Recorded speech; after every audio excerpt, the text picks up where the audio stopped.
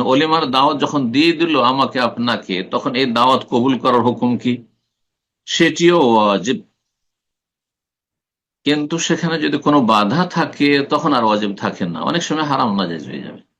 তাই লেখক বলছেন হুকম ইজাবাতে দাওয়াতিল উরস, বিবাহের দাওয়াত, এই ওয়ালিমার দাওয়াত কবুল করার বিধান কি? বলছে তাজিব ইজাবাতু দাওয়া ইযা কানা দায়ী মুসলিমান। প্রথম শর্ত হচ্ছে ওয়ালিমার দাওয়াত কবুল করা ওয়াজিব হবে কখন? যদি দাওয়াত দেনওয়ালা মুসলিম হয়, মুসলিমের বিয়ে যদি হয়। অমুসলিমের বিয়ে হয় আর সেখানে হারাম কোনো কিছু পরিবেশন করা হবে না, বা হারাম কোনো দৃশ্য সেখানে থাকবে না, ইসলাম বিরোধী কোনো কিছু সেখানে আচার অনুষ্ঠান থাকবে না, তাহলে জায়েজ রয়েছে ওলামার বলেছেন। মুসলিম যদি দাওয়াত দেনেওয়ালা হয়, মুসলিমের বিয়ে হয়, সে দাওয়াত দিচ্ছে, তাহলে এই দাওয়াত কবুল করা আসবে। তাহলে অমুসলিম দাওয়াত দিলে দাওয়াত কবুল করা আসবে নয়। ওয়াইদা আইয়ানা হবে দাওয়া, আর দাওয়াত যদি আপনাকে বিশেষ ভাবে দেওয়া হয় যে আপনার দাওয়াত থাকলো, তখন ওয়াজিব। কিন্তু মসজিদে দাঁড়ালো আপনাদের গ্রামবাসী সবার দাওয়াত, তাহলে নির্দিষ্ট করে আপনাকে দাওয়াত দেওয়া হয়নি। গোটা গ্রামে ঘোষণা করে গোটা গ্রামবাসীর দাওয়াত, আমভাবে দাওয়াত দিয়েছে, তাহলে তখন আর ওয়াজিব থাকে না। তখন ওয়াজিব কিফায়া, ফরজে কিফায়া, কিছু লোক গেলেই চলে। ওয়াকানা ফিল ইয়াউমিল আউয়াল, প্রথম দিনের দাওয়াত কবুল করা ওয়াজিব।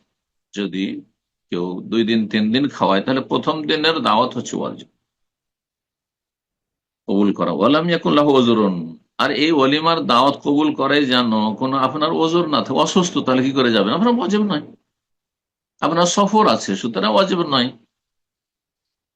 ওয়ালাম ইয়াকুন সাম্মা মুনকার, সেখানে হারাম কিছু হবে, গান বাজনা হবে, সেখানে নারী পুরুষ একাকার হবে, সেখানে হারাম কিছু পরিবেশন করা হবে, আহ, তাহলে তখন না, তখন আর ওয়াজিব কি, জায়েজই নাই সে ওলিমা যায়। যদি লায়াকদের আলা তাকদিরিহি, সেখানে ইসলাম বিরোধী যা কিছু ঘটবে সেটা যদি তার প্রতিবাদ না করতে পারেন, সেটা বন্ধ না করতে পারেন, তাহলে সেখানে যাওয়া বা দাওয়াত কবুল করা জায়েজ নয়।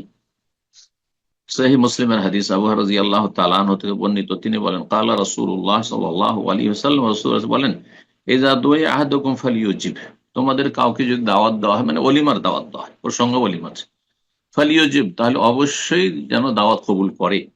ফাইন কানা সায়েমান, যদি আপনি রোজাদার হন, ফালিউসাল্লি, তাহলে ফালিউসাল্লি মানে সালাত, মানে এখানে দোয়া, তাহলে আপনি দোয়া করে দেন।